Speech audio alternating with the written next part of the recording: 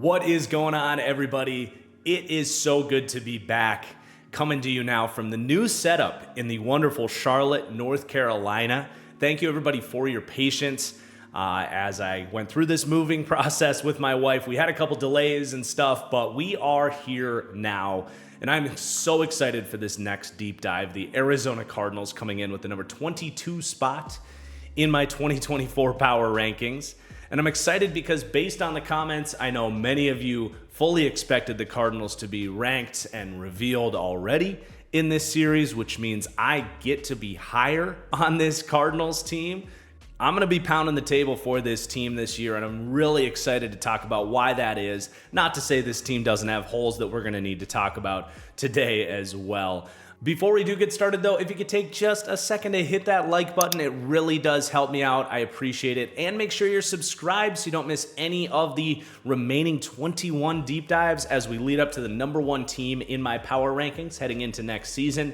And Cardinals fans, if you want to support the channel, get a little creative merch here.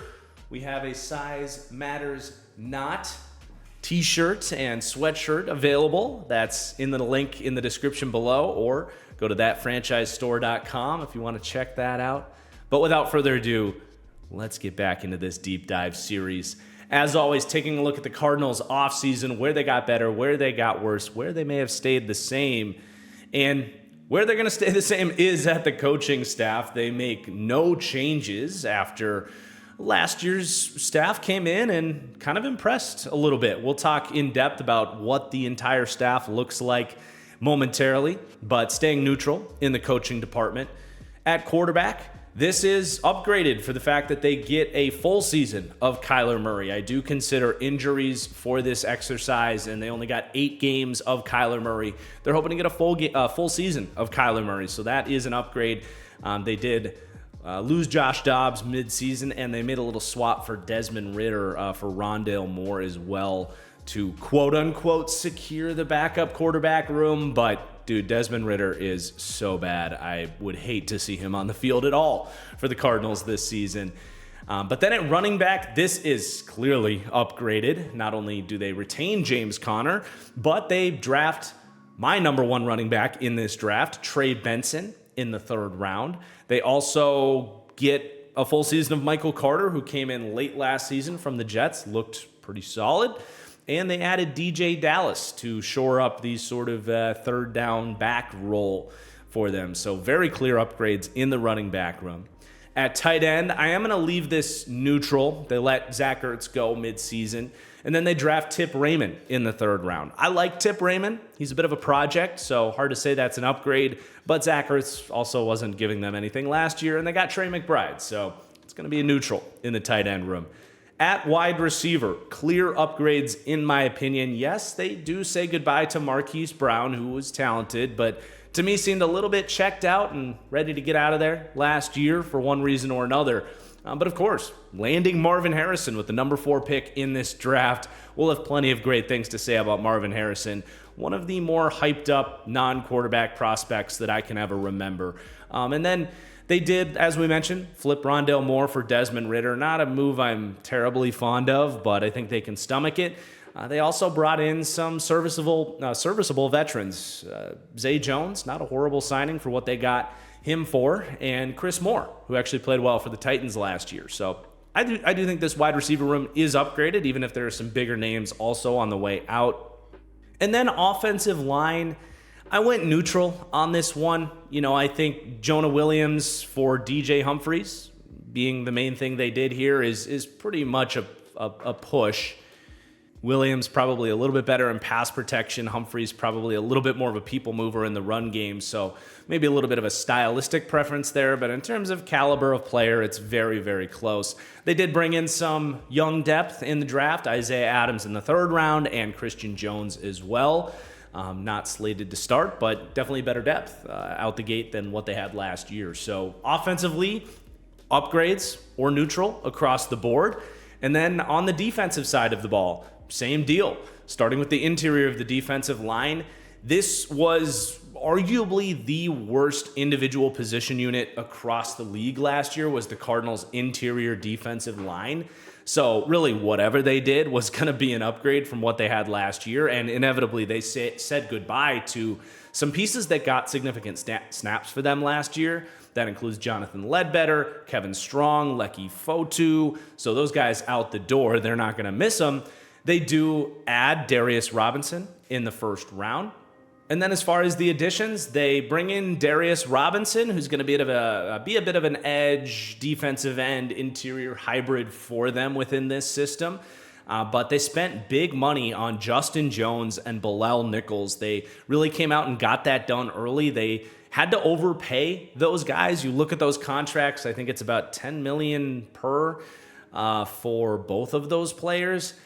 They're fine, like, baseline starters in the league. They're not worth what the Cardinals paid them, but they knew they had to get starting caliber defensive line play next season, especially on the interior, because they just didn't have it last year. You see the guys they lost there. I'm sure many of you don't even know who Jonathan Ledbetter, Kevin Strong, and Lecky Fotu were, and they made up a large chunk of their snaps last year. So they overpaid to get those guys, but it does raise the floor tremendously of that interior defensive line.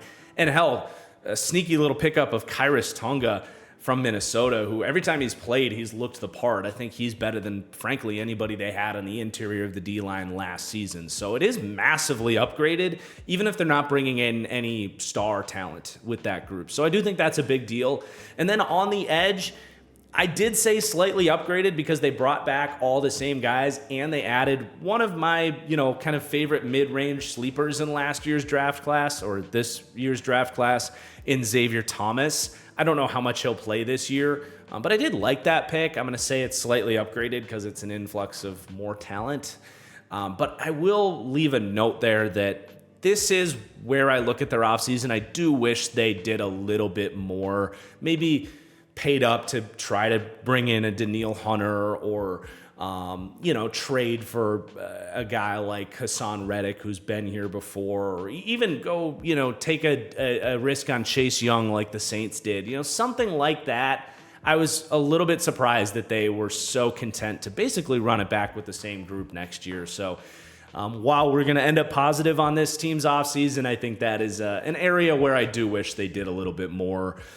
And then at linebacker, they're letting Josh Woods go, who played about half of their starting snaps last year. He was very much whatever. And then they add Mack Wilson. I was actually tempted to leave this as an upgrade. You could argue that it is slightly upgraded. I don't know how much he's going to play, but he was one of those guys when I was watching the Patriots film. I was like, man, I think it was number 3.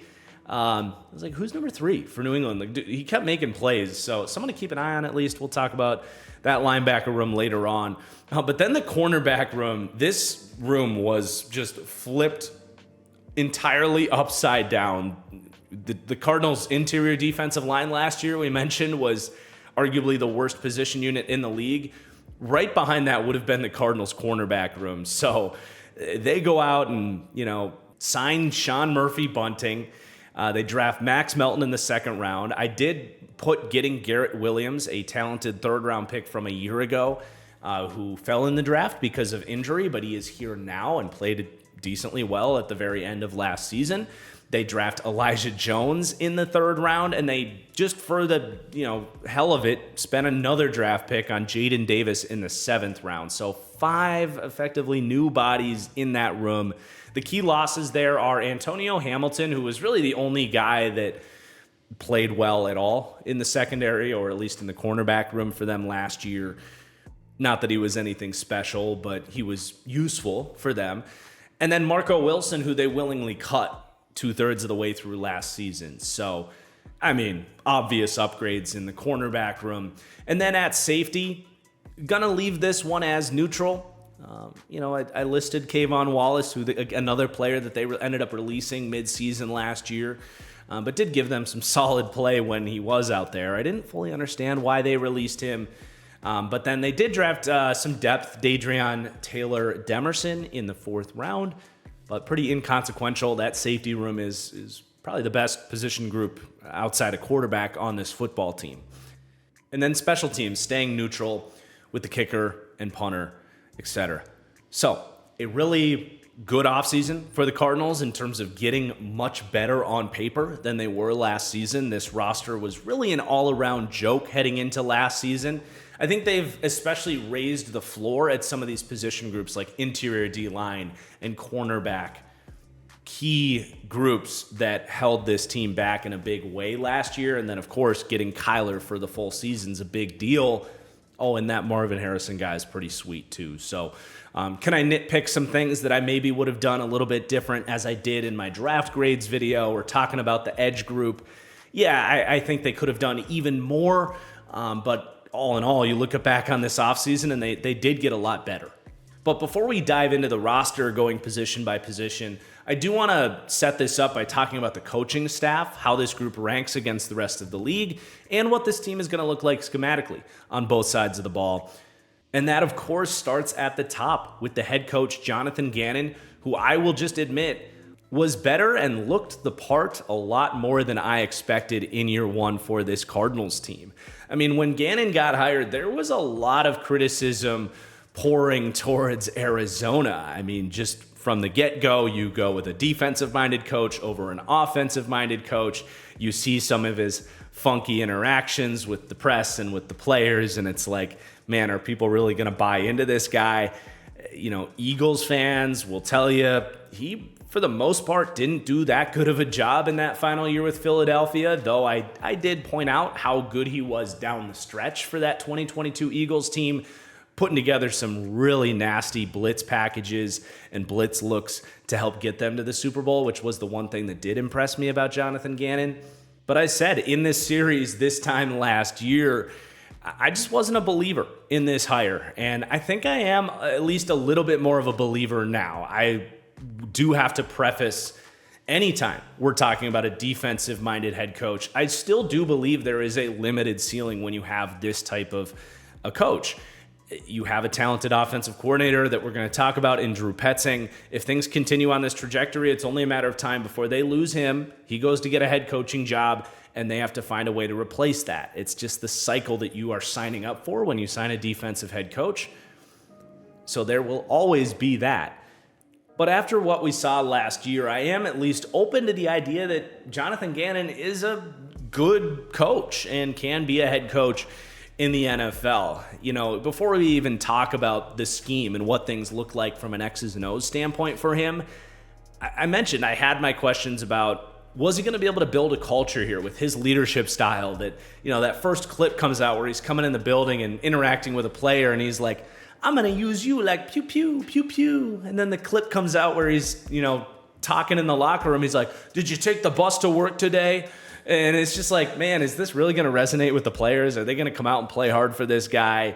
And man, you get to week one, you dial up the Cardinals tape, and this team was frisky on defense from start to finish. And yes, they finished 32nd in defensive DVOA. They were one of the worst defenses in the league last year. But we did know heading into the year when we did this deep dive last year, like this team had no talent defensively.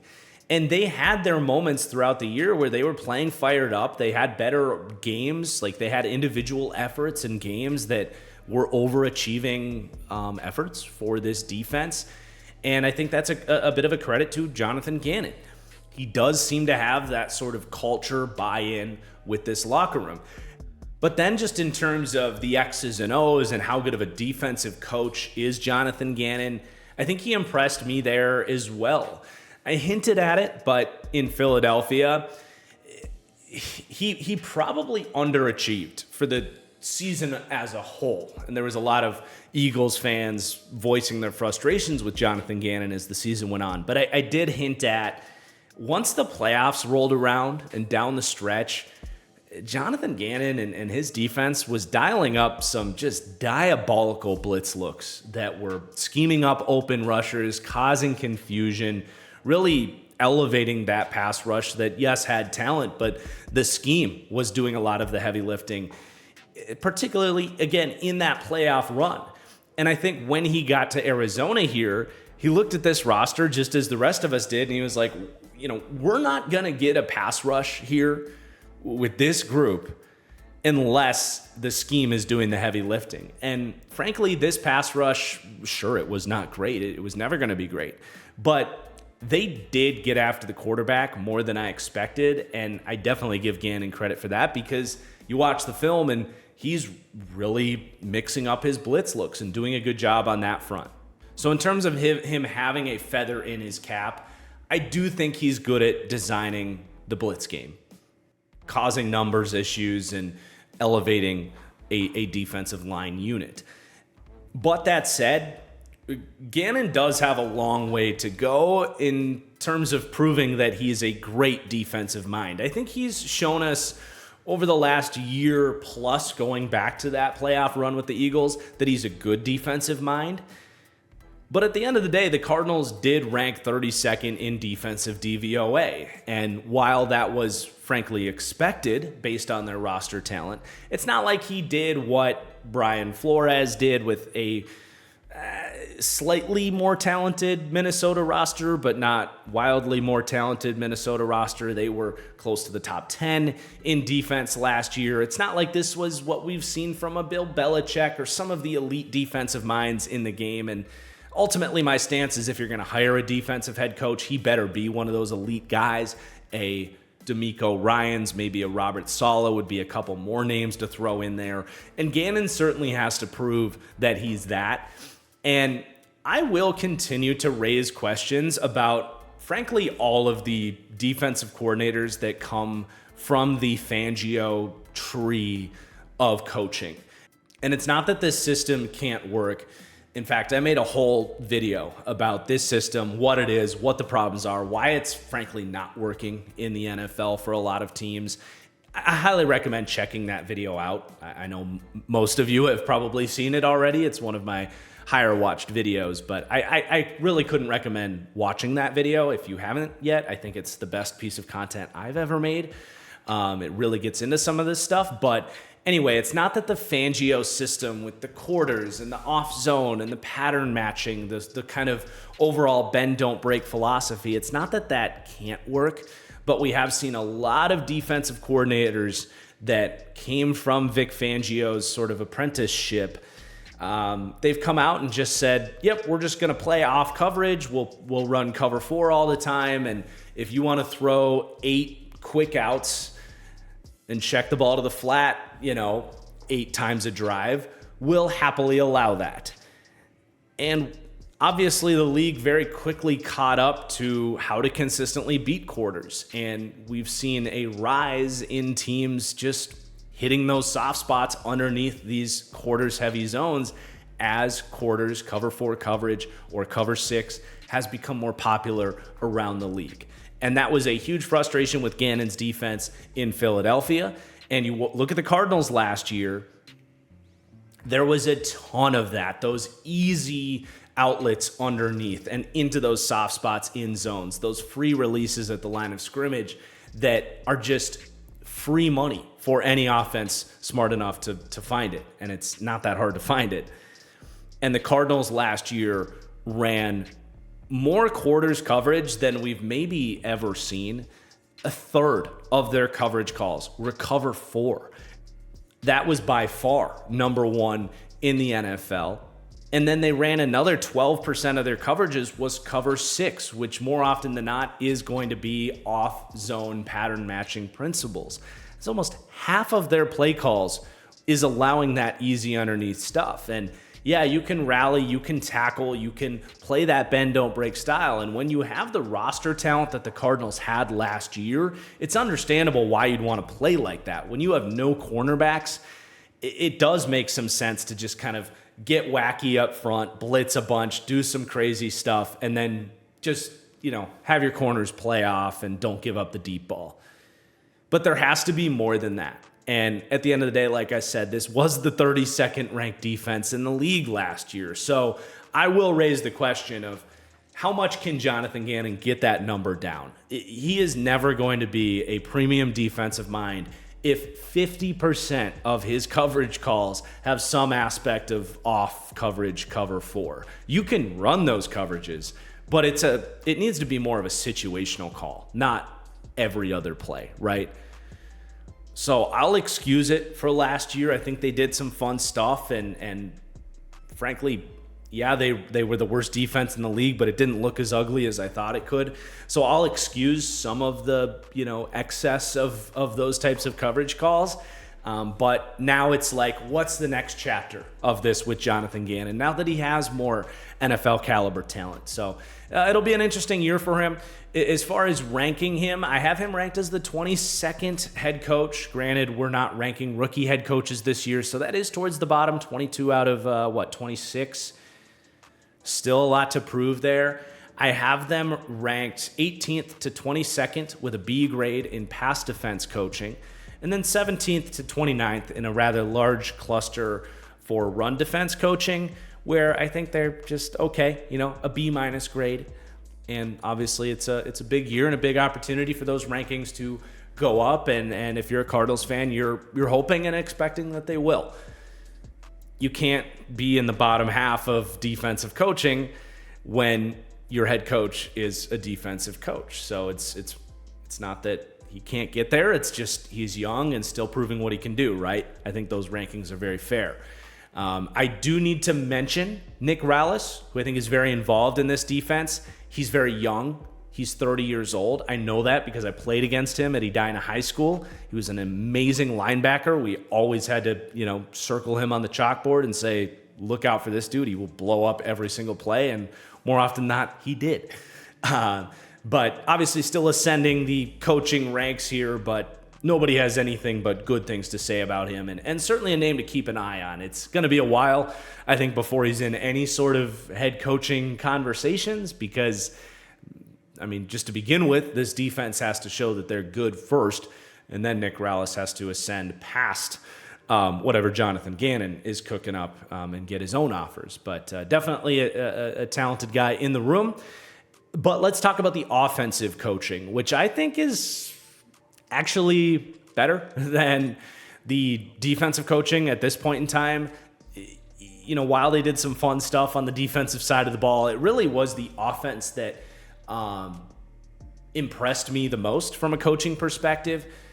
And there was really two sides to this. There was the first third of the season where they had Josh Dobbs looking like a top 15 to 20 quarterback for the better part of a month. Now, eventually that fell off because they tried to put more on his plate and he couldn't really handle it. But then there was the second chapter of last season where Kyler comes back, and this was a top 10 offense in DVOA rankings last year from the week Kyler returned onward. And they were one of the best run games in the NFL, period. And this really just, to simplify things, looked like a really well-run, well-balanced, Shanahan-inspired, wide zone, play-action-heavy offense. Drew Petzing comes from Kevin Stefanski through that sort of Shanahan-inspired tree and very much ran that stuff. It was a lot of wide zone. It was a lot of using the run to look like the pass and setting up play action and, marrying the run and the pass is sort of the underlying principle of the Shanahan style offense. It had all of that, and it had a really good wide zone run game. It had a really well designed play action game. And then they added the third layer seamlessly with the threat of Kyler Murray in the run game.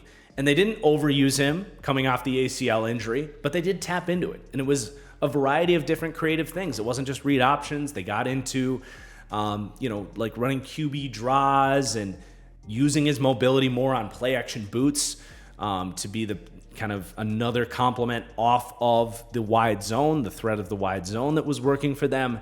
It all was working. And it's not that they were doing anything too special from an X's and O's standpoint. This is stuff that every team runs. But in terms of pressing the right buttons at the right time, focusing on, their best players being Kyler Murray, James Conner, Trey McBride last year, and letting them, you're just funneling the offense through those guys.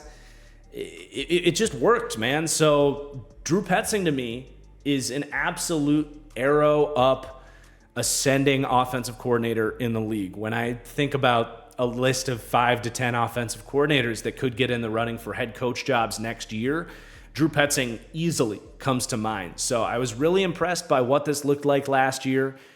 And if you're a Cardinals fan, you're really worried that you're going to lose this guy and lose some of that pacing and rhythm that this offense had. So I do have the Cardinals ranked very solid in the offensive coaching department, specifically with the run game. Like I said, they were a top 5 run game once Kyler got back. So they rank pretty close to the top half in the league in terms of offensive run game coaching with a B- grade there. And then C+ for pass game coaching. I think the play action design was really good. They're going to have to continue to prove that their drop back game is well coordinated and all that as well. It's more just Drew Petzing is now heading into year 2 and he's a little bit unproven. That's why those rankings don't come in too high there. But they're not too shabby either for a year 2 young offensive coordinator. So there is your Cardinals staff. They certainly feel like they have the right guys in charge to get this team where they want to go. And based on everything we just talked about, I'm not really going to challenge them on that at this point in time. I think the arrow is really pointing up on this entire group. Now, before we dive into the roster, I do want to thank the sponsor for today's video, Underdog Fantasy. Right now, best ball drafts are alive and well. It is July. It is the time to sign up and go participate in these best ball drafts. I love best ball, man. I didn't really know about it until I started working with Underdog. And now, anytime I have like free time, if you've noticed I've been tweeting less lately, it's because I'm just going in and doing $2, $3 best ball drafts. Because at the end of the day, they're fun. But if you enjoy the draft for fantasy football, that's what best ball is. You do your draft. They take like 5 to 10 minutes. And then that's it. They will automatically every week set your best lineup based on who did the best. There's no trades. There's no roster management, waivers, any of that. It's just how well did you draft against the other 10 guys in that draft that you pulled up at that point in time. They also have pick'em contests. They're going to have a home run derby specials going for that. So you can participate in baseball pick'ems and then, of course, daily pick'em contests for the NFL as well. So Underdog is just phenomenal, man. I swear by them. I think you guys will enjoy playing at Underdog Fantasy. And if you sign up using promo code TFG, not only will they match up to $250 on your first deposit, but you'll support my channel and this series in a big, big way. So thank you to Underdog Fantasy, and let's get back to the roster breakdown. And that means it is time to rave about Kyler Murray.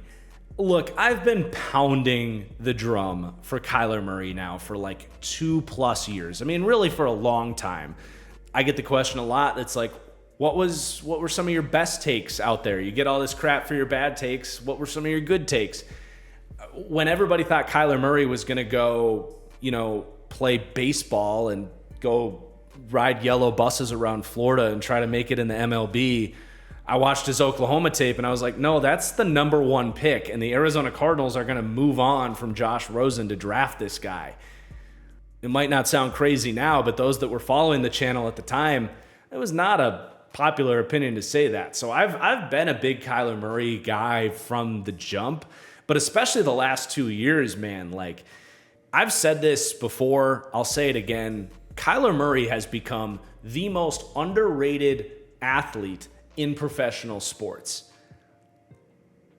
The way people talk about Kyler Murray drives me nuts. The Call of Duty jokes, the study clause in his contract, the short jokes, the fact that he got injured on a really bad football team, kind of faded away from relevancy for a little while. It was a really poorly timed injury because it came at the half point of a season, so he missed really the better part of 2 seasons. So people just forget this guy and what he can do on the football field.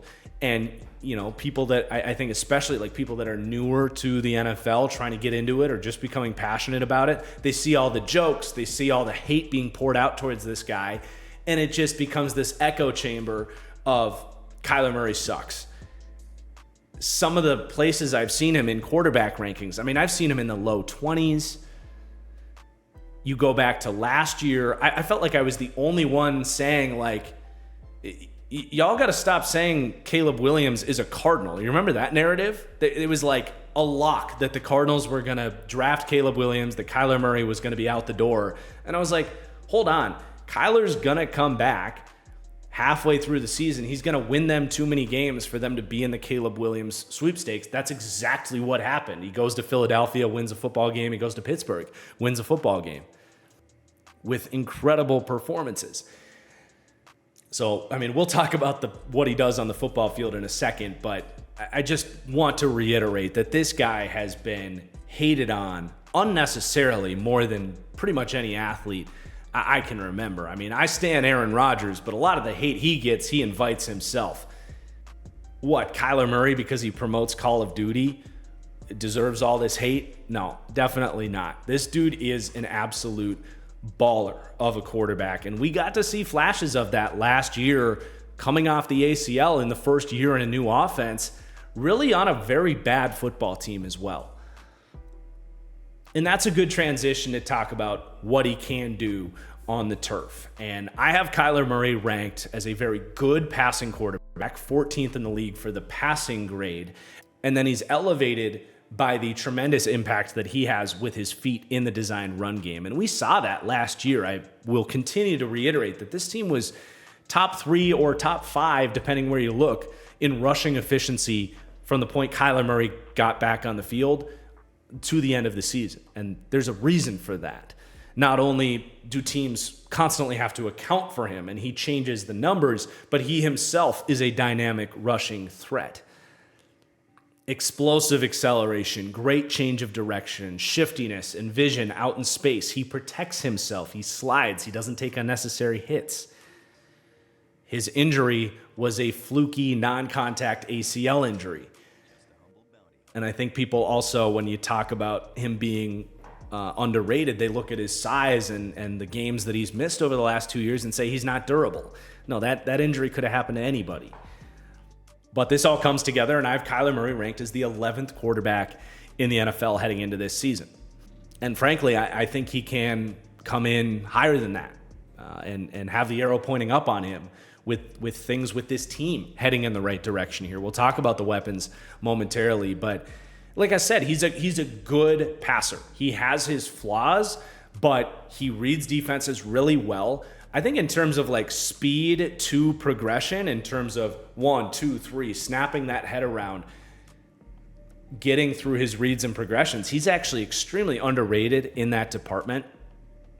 I think he definitely can throw with anticipation, maybe not at the elite level that some of the game's best do, but you do see those anticipation throws into zone coverage or trusting a guy to beat man coverage. And yes, he will, make the occasional mistake. I would not say he has an elite processor. He can make bad reads. It's why we don't have him ranked as some top 5, top 10 quarterback. There is definitely some fair criticism to be had in terms of attacking the middle of the field. I think that is definitely where his lack of height shows up the most. There are definitely quarterbacks in the league that see and attack that money zone, the middle of the field, with better consistency, better efficiency than Kyler Murray. I will say last year was the first year in this Shanahan-style play-action offense that it's a non-negotiable thing to be able to throw those digs, the crossers into the middle of the field. And I thought he did it pretty well. There was a lot less, you call them pass-ups where there's an open receiver and the receiver passes him up. There was, frankly, a lot less of that than I thought we could have seen with him running this type of offense. So I think there's definitely encouragement in that regard, attacking the middle of the field. But overall, processing, decision-making, very good. Certainly good enough given his athletic skills. He's got a very strong arm. I think, again, they look at the size and say, he's got a noodle. No, he doesn't. He has excellent arm talent. He can threaten every corner of the football field. He throws a great deep ball with touch. He can fire balls into tight windows. He has everything you look for from an arm talent angle. He can make big-time throws on the move. And then for a short quarterback, I think Kyler Murray has exceptional pocket presence and feel in the pocket. He has that natural, innate ability to manage the pocket, navigate to the open space between the tackles while keeping his eyes downfield. It's that natural pocket feel that you look for in all of the game's great quarterbacks.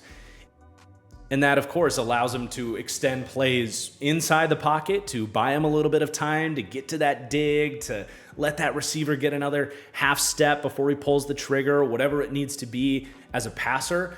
But, of course, that, opens up the opportunity for him to really tap into his athleticism.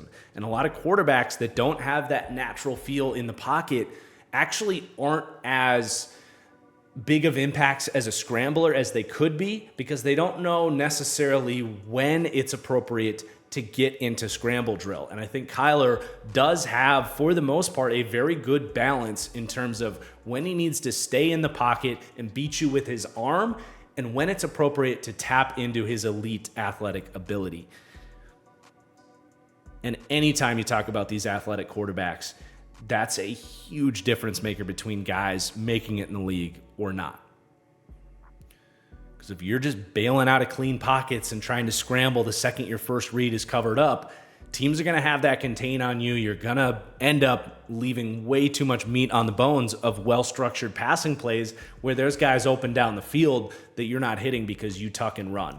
Kyler doesn't miss on those opportunities too much. So to me, Kyler is an absolute stud. He is the defining reason why I'm higher on this Cardinals team. I'm so excited to see him back on the football field, a full year in this offense, even more time to recover from the ACL with a number one wide receiver who we're going to talk about in just a second. I really think Kyler is poised for a sleeper MVP caliber season. The last time he was fully healthy with a DeAndre Hopkins on a capable football team, he was the MVP frontrunner. Do not forget that. So bookmark your tweets, keep your receipts. There are going to be a lot of people, I think, looking stupid for how critical they've been of this football player over the last 2 years, and I cannot wait for it. Now, I really don't have the patience to talk about Desmond Ridder. I already had to sit through 3 games of Falcons all 22, as I do 3 games for every team. And I'm just going to be honest, it was even worse than I remember. This dude is cheeks. The idea of Desmond Ridder when the Falcons drafted him was he's at least going to be a high floor quarterback that can make the right reads and, execute on a first read. He can't even do that. From a mental processing standpoint, he is a young backup quarterback. He misses reads. He makes dumb decisions, all of that. He's wildly inaccurate, specifically over the middle of the field, which showed up on his Cincinnati tape. Once he gets down in the red zone, it feels like his brain melts and he forgets how to play football. Theoretically, he can run. And if you have to, go to him as a backup, I would want him throwing 12 times a game, which eventually is what Arthur Smith had to do with this guy. And just go read options, lean into your running backs. Maybe you could sneak out a win 20-17 or 17-14 by just running the football. But I'll be honest, I didn't understand this trade. Not that Rondale Moore has reached his upside or anything like that, but I still think he's a useful football player. And to flip him for, frankly, a bad backup quarterback, I just don't get it. In fact, I would rather just see what Clayton Tune has to offer in year 2, who has more physical traits. I'd rather just see what he has to offer than go to Desmond Ridder. So I'm pretty critical of that move, but let's hope it doesn't come to having to watch Desmond Ridder anymore. He was, in my opinion, the worst starting quarterback in the NFL last year, even worse than like Zach Wilson, frankly. Let's talk about the weapons, man. This group also gets me really excited. Kyler is a big reason I have this team ranked higher than a lot of people expected. And I can't rank this group of weapons that high because it's, a very unproven group. They come in ranked 19th to 24th in a league full of great weapons. They get a B- grade for me. But I'll be honest, I will be stunned if they don't shatter this expectation at least by the end of the season. I think this is a borderline perfectly constructed group that just happens to be a lot of unproven players. starting with Marvin Harrison, the by far best wide receiver prospect I've ever seen. I wasn't scouting back when, 2010, 2000, 1990. So there might be some guys up there, but I doubt it that their tape was better than Marvin Harrison's at Ohio State. I mean, he really looked like you just dropped maybe Devontae Adams or prime AJ Green, who is a very underrated player, or even like there's a lot of Justin Jefferson parallels in his game. He really looked like you just dropped that player and put him on Ohio State and said, go to work. I don't remember a wide receiver prospect where I just didn't really have any criticisms on him. I mean, the criticisms were good, not great speed. Or like the one game against Purdue, he had 3 drops. So there was one game that he was bad in 3 years of college.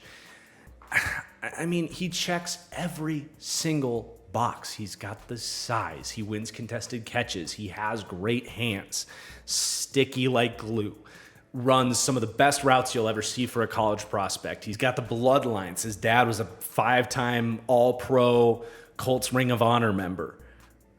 And Marvin's even bigger than him.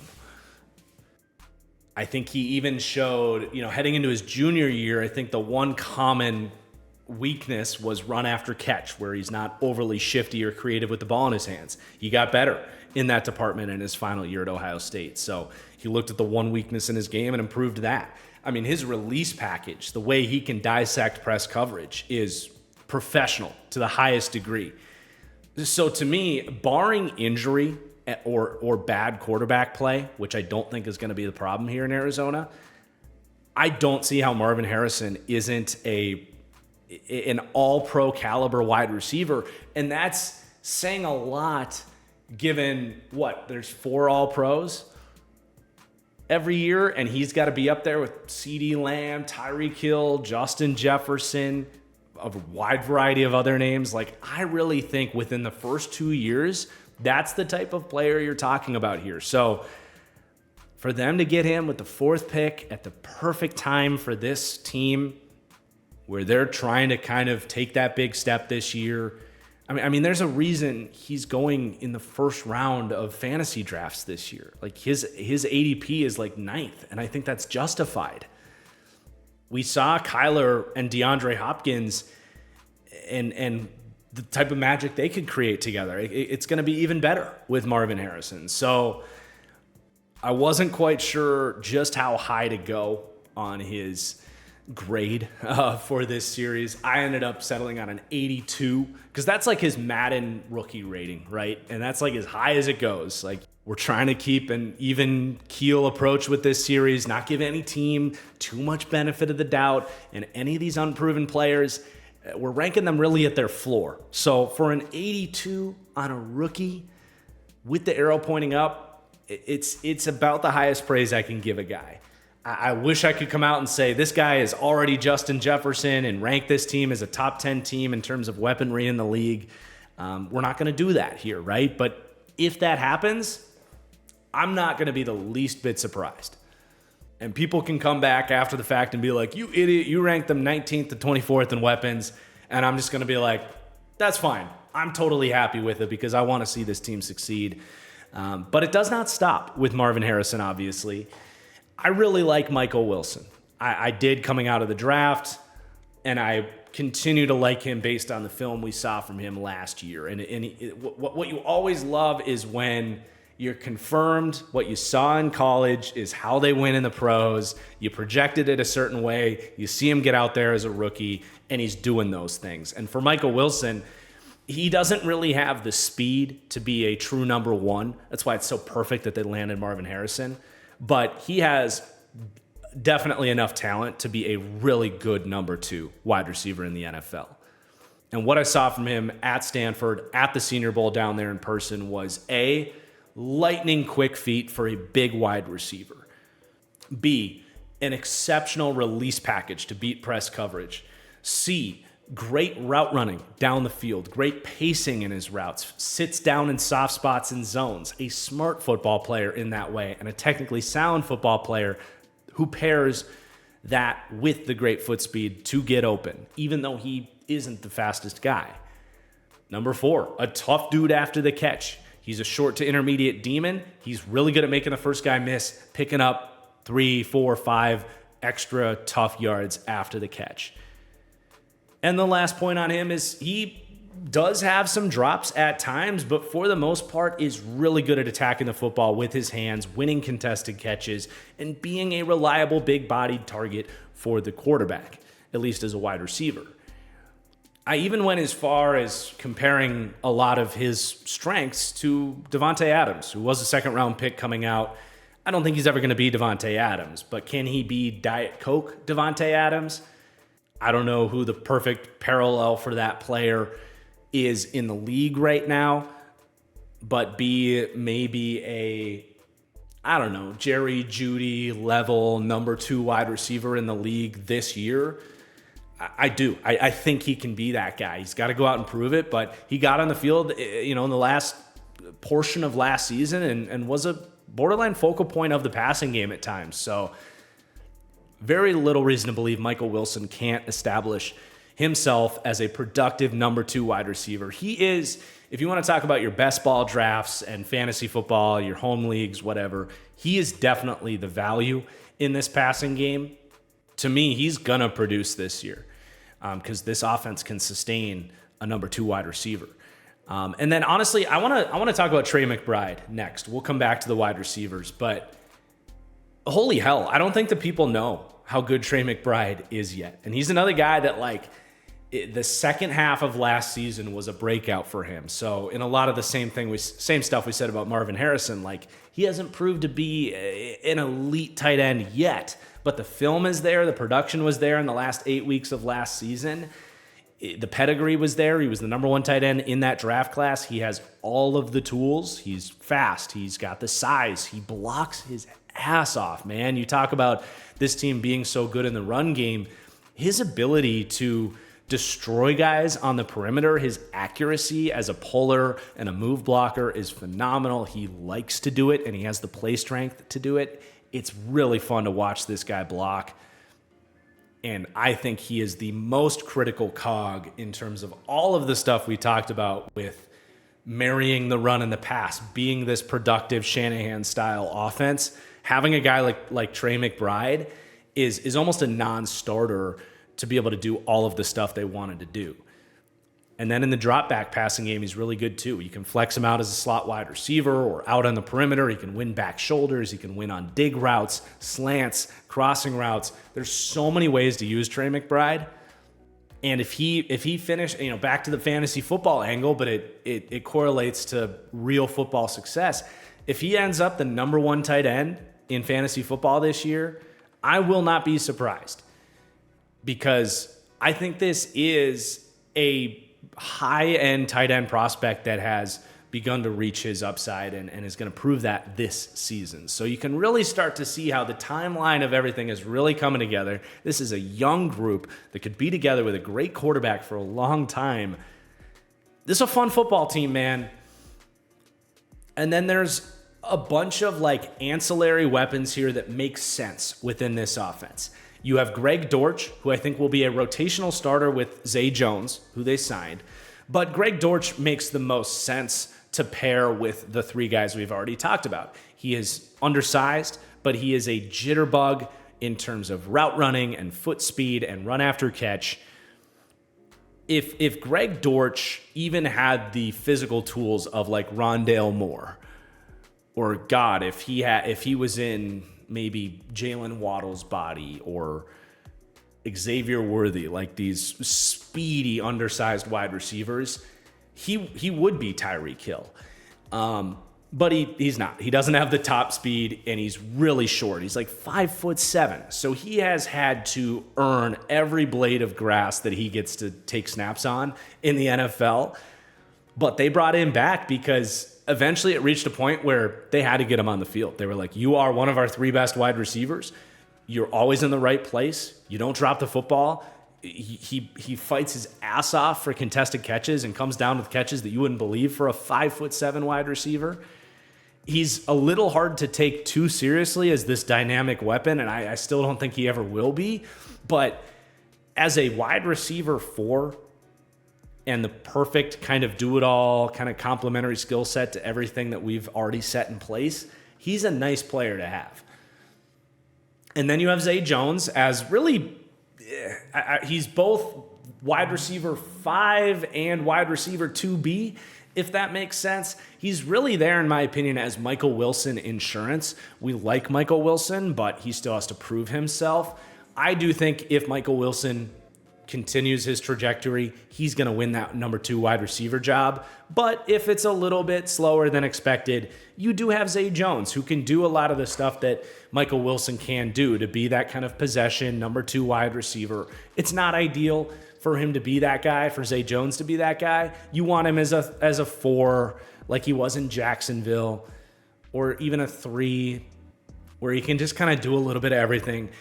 Zay Jones, the best way I can describe him is I end up every NFL draft process, I end up with like 4 players with Zay Jones comps, because he is like the, to use the kids' term, he's the NPC wide receiver 4. He's balanced in size, route running, hands, run after catch, athleticism.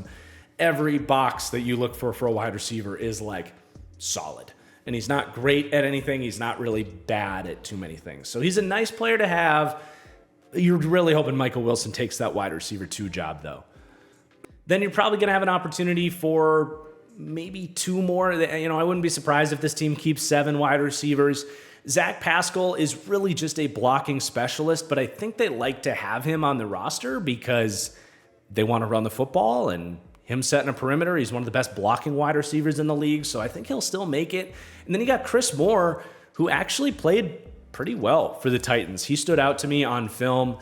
They obviously went in a different direction, but you know, good work by the Cardinals scouting department to see a veteran that, and he played well the year before in Houston as well. So, you know, I think in inner NFL circles, he's kind of a little bit of a sleeper. Nice depth to have. We'll see if he makes the team. And then they drafted Tajon Palmer late in the draft. I didn't get to him. And then a whole hefty list of names as well that probably will not make this football team. So they do have some pretty solid depth in the wide receiver room. And then the tight end group, we have to come back and talk about a pair of guys here that are just the perfect complements to Trey McBride. So they take Tip Raymond in the 3rd round. And I thought I was high on Tip Raymond with a 4th round grade and like saying he's better than Theo Johnson. This guy's got a lot of potential. I really like him. Not a lot of people were talking about Tip Raymond. Theo Johnson being that sort of project freaky athlete type with size. And Tip Raymond ends up going around ahead of Theo Johnson in the 3rd round. And I was like, okay, the Cardinals really, really like Tip Raymond. So that's a pretty big draft investment in this guy when they already have a Trey McBride in place. But it makes sense because he's 6'4", 270 pounds, and theoretically was I would say the highest upside blocking tight end in this draft, who also has speed and competency after the catch to be a threat out of 12 personnel on schemed up looks on crossing routes, leak. You know, not a guy that's going to run a bunch of routes or be your starting tight end or anything like that. But for a team that ran as much 12 personnel as anybody in the league last year, and I think wants to continue to do that, Tip Raymond's going to play. And he's going to have weeks where he gets big, 20, 30-yard catches and touchdowns. He's going to be a good player within this role for this team. So I understand them going a round or 2 early to get this guy because they just don't make guys like this very often. So he was a risky pick, but I kind of like it. And then Elijah Higgins, if you've got your do-it-all starting tight end, you've got your kind of big-bodied inline 12 personnel guy, to have a guy like Elijah Higgins who is this unique kind of hybrid tight end wide receiver. He came out as this kind of positionless player. He didn't really produce at Stanford, but he's fast and big and all that. He didn't even make the Cardinals team last year. He gets cut and the Cardinals picked him up. And honestly, man, he looked better for the Cardinals last year than I ever thought he did at Stanford, just in terms of looking the part, catching the football, being a factor for this team. He made some plays. So, 13 personnel is an option, or if they want to go with that like stacked formation where you got two tight ends with their hand in the dirt and you've got another kind of big-bodied wide receiver to really just smash dudes on the perimeter, you can do that. You can also rotate him with Tip Raymond as that wing player to be a threat. They'll put him out in the slot. They can do so many different things formationally with a guy like this. I don't think he's ever going to be a starter or anything like that, but he can be an impact for this football team. A really, really fun tight end room. And it's hardly worth talking about the kind of undrafted types after that. There might be room for a fourth guy to make it. We'll see who that may or may not be. And then, the running back room, I don't want to spend too much time on this because there's just not a lot of difference makers yet in the receiving game. James Conner is a good receiving back. He blocks his ass off. He's not a dynamic route runner or this separator or even all that special after the catch. He's solid there, but he's got great hands and feels like every year he makes some sensational catch that you didn't see coming. So he's useful there. The guy really worth highlighting is Trey Benson, who has all of the athletic juice, had really smooth hands at Florida State. Honestly, just in the receiving game, he reminded me a lot of Joe Mixon in the NFL. He's got all the traits to be a really dynamic receiving back. Just has to come out and prove it, improve his pass protection consistency. But they took Trey Benson to be a potential bell cow down the road for this team. We'll talk more about these guys as runners in just a second. I should at least mention Michael Carter, who's really good kind of scat back depth.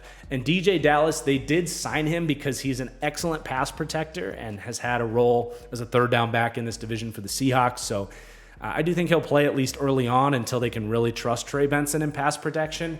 I think he'll be kind of this team's sort of Samaje Perine, what we talked about that role for the Denver Broncos.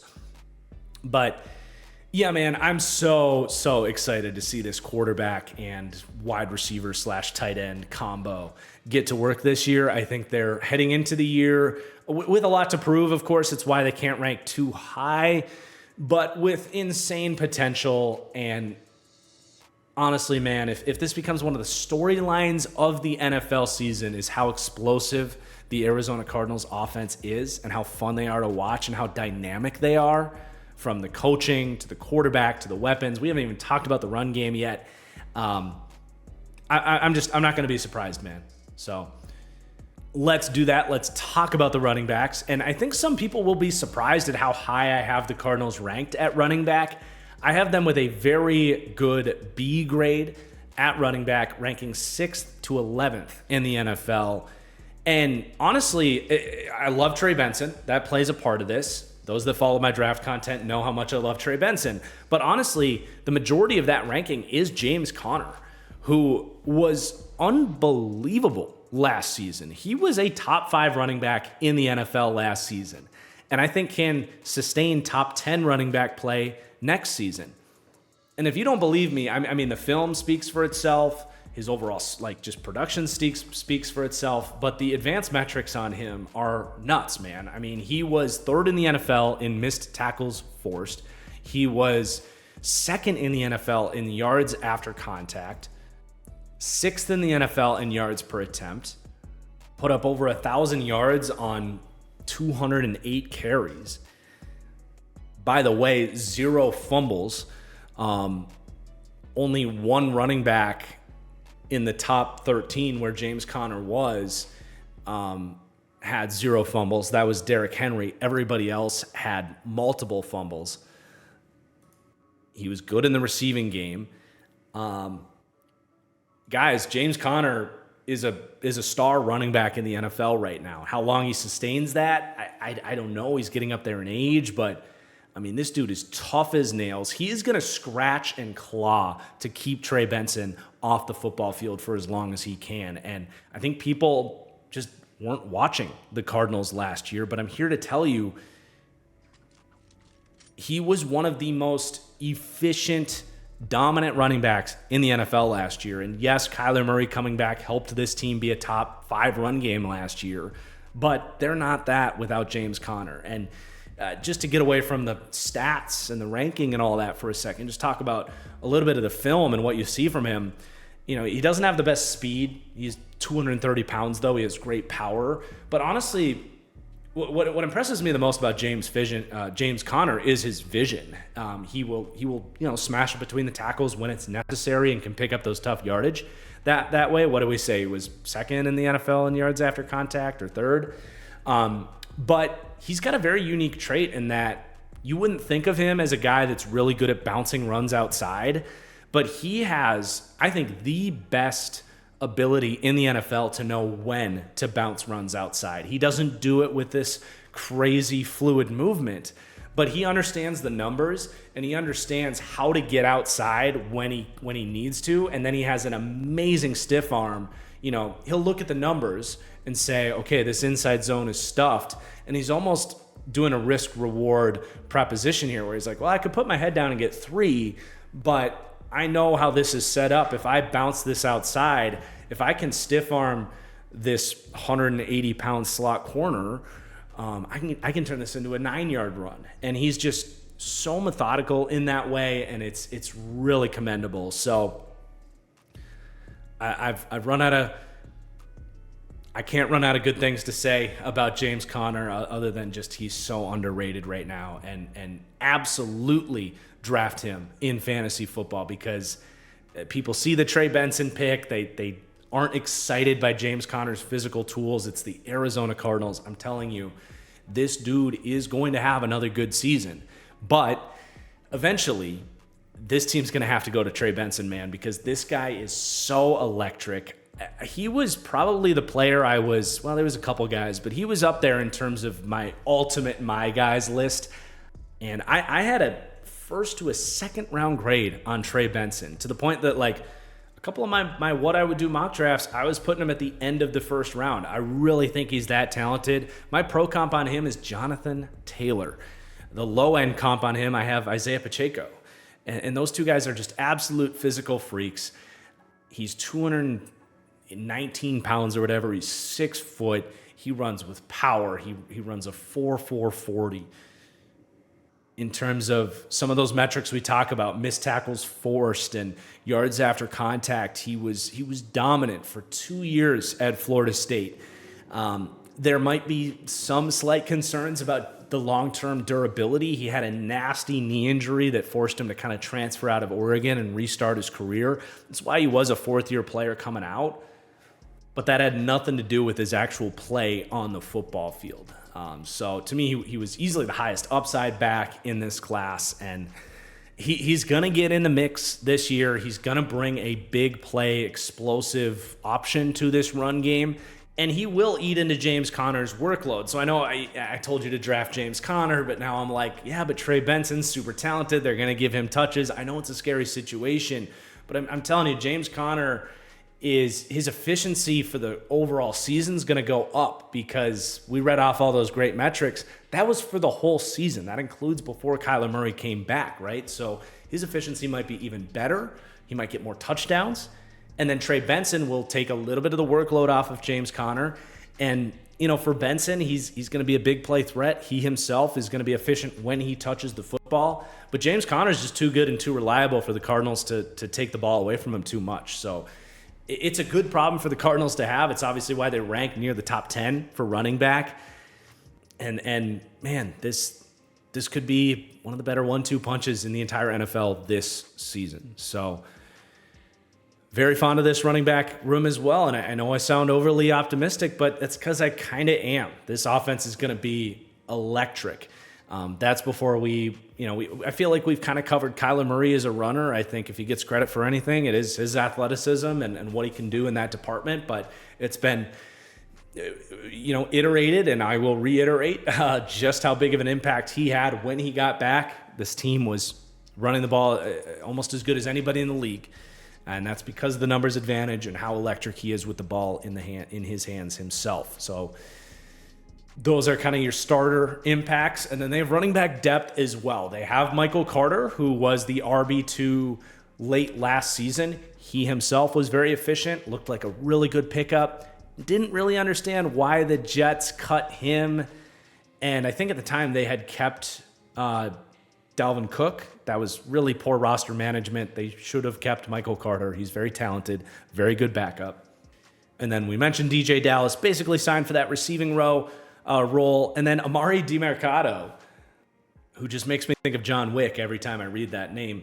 But he was super efficient in his touches last year as an undrafted pickup. So they've got depth, man. I don't even know if DiMercato is going to be able to make this team, but it's a really fun running game. Now, it's been all optimistic for the offense so far. I think the offensive line is going to draw some concerns, and this is going to be kind of a transition towards really where this team has a long ways to go through the offensive line and into the defense. But I have them ranked overall as tied for the 23rd to 24th offensive line. I think a lot of you guys will appreciate while we were on the way down on this move, I was taking a look at my spreadsheet and my rankings. I had received some comments of like, how is there a tie from 5th to 19th in pass blocking? And I had noticed that myself. I wanted to, we're putting these teams into tiers, and I do believe that there is a large cluster of teams in the middle of the league that are just kind of good, not great at pass protection. So that still mostly holds up, but I did create some smaller splits here to make the sort of grading and the rankings a little bit clearer and more decisive for you guys. I think you guys will appreciate. Just a heads up as we move forward. But yeah, the Cardinals rank 18th to 22nd in pass blocking with a C+ grade, and then with a C grade in run blocking, 23rd to 27th, which is crazy that they were so good in the run game despite not necessarily getting the best blocking. That's a testament to the playmakers at hand. But yeah, let's go through this group left to right. Their best piece is going to be Paris Johnson in year 2. I loved Paris Johnson coming out, and I think you saw everything you needed to from him as a rookie. I think the tape was really good when you really get into it. His technique is so sound. He's just such an easy mover. He reminds me, my pro comp on him was Andrew Thomas, and his rookie season reminds me a lot of Andrew Thomas, where it wasn't perfect. Andrew Thomas was probably even a little bit worse as a rookie. Now he's one of the best left tackles in the NFL. But just the size, the movement skills, their hand placement, their trajectory and draft position, all of that, it just has a very similar feel. But he became much better into the second half of the year after some more, most of his hiccup games came earlier on. He was switching from left to right last year. He played left tackle at Ohio State. So there was a little bit of that potentially going on, kind of getting used to the hand-eye coordination. So you can definitely excuse some of that away. Also, this dude faced a murderer's row of pass rushers. 5 of his 7 worst graded games per PFF last year came twice against Nick Bosa, TJ Watt, Myles Garrett, and Micah Parsons. So he had to see really all the elite pass rushers in the league other than Max Crosby, but he had to get Bosa twice. So the arrow is absolutely pointing up. He wasn't the most efficient tackle ever. This wasn't Tristan Wirfs in his rookie year, but in terms of being a solid starter as a rookie, good in both phases, with the arrow absolutely pointing up with how he finished in the second half of last year, where he was, he probably went from below average starting tackle in the first half of the year to honestly like good starter, above average starter in the second half. So going back to his natural position at left tackle now, really no reason to believe that he can't be the franchise left tackle that they kind of traded back up to acquire in the draft, which was one of my favorite moves. I was a huge Paris Johnson guy. He was my runaway OT1, and I haven't seen anything to believe that he won't be the best tackle out of that draft class. But then you start to have some questions. You have at left guard, presumably Evan Brown is going to start, but this is likely going to be a bit of an open competition. And Evan Brown has been about a replacement level guy, someone that can start for you in an emergency, can have some good weeks, will have some bad weeks. It just technique can be a little bit all over the place with him. Is definitely a reason Seahawks were willy-nilly and let him go when the Seahawks need interior offensive linemen, But he's strong. He has some good blocks on tape. He's got a lot of starting playing time under his belt. I think he's the favorite to win this job, but there are some names to keep an eye on there as well. You have Elijah Wilkinson, who was their starting guard last year, and they drafted Isaiah Adams in the 3rd round. he's an interesting guy, and I'm just going to kind of talk about these guys all together because, they're all kind of competing for the left guard spot, whereas Hernandez is locked in at right guard. But Adams, I actually had a 6th-round grade on him, but there was a run of 3rd-round offensive line picks that I really disagreed with. Adams, I was much more open to the idea that my grade was really wrong. And obviously I can be wrong about any of these grades. I'm not so stupid to admit that. But with Adams, I watched him as a tackle at Illinois, and he was not a tackle. His footwork was all over the place. And I had a 6th-round grade on him. I wasn't sure where he was going to be drafted. I didn't have the time to go back to his 2022 season where he played guard. But if you check his PFF profile, he graded out much better as a guard. And what I did like about his tape was his get off and his run blocking. And he definitely had the mentality that you look for and the play strength that you look for. So I'm open to the idea that the Cardinals saw something in his guard tape to say, throw out the tackle tape, you're a guard, and you're going to be in the mix for a starting job. So I'm interested to see what type of professional career he has, and I think he'll be in the mix. And then Tristan Colon as well. Colon was picked up by the Baltimore Ravens, obviously one of the teams that you want to pay attention to the guys that they like, and just didn't have room to play. He only played about 300 snaps in his career for the Ravens in 3 years. The Cardinals pick him up, presumably just off the street because he was on a 3-year undrafted free agent contract. And he ended up starting about 4.5 games. He rotated in on some and actually held up quite well when he played. So he's another guy to kind of keep an eye on. And between the 4 of them, they're hoping they can get kind of adequate left guard play. Adams being the guy that might have the upside there to keep an eye on.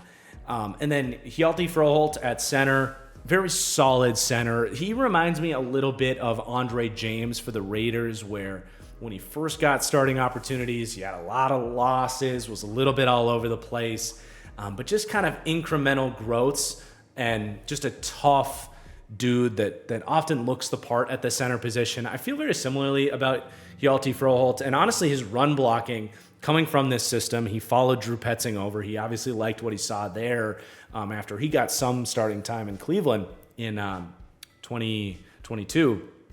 Froholt was a mid-round draft pick by the Patriots. It's not like this guy came out of nowhere. So he's got some talent. He's put some good reps on tape, especially in the run game.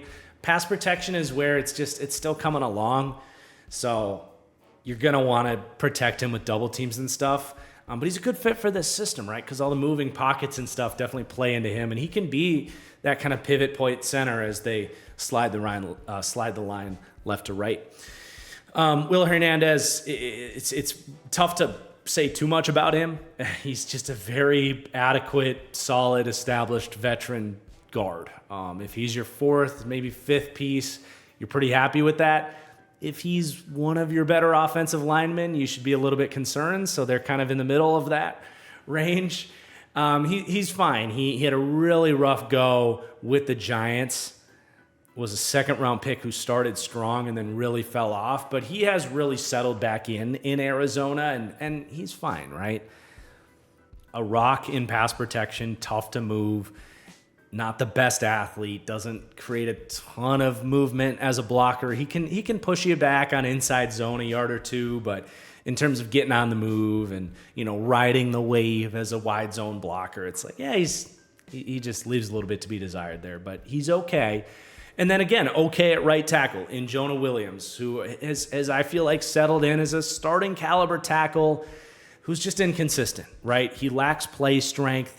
And that's going to show up in every phase, right? He will lose to power. He will try to grab onto dudes in pass protection or in the run game and just doesn't have the grip strength to hold on. He doesn't have the leg drive to create a bunch of movement off the line.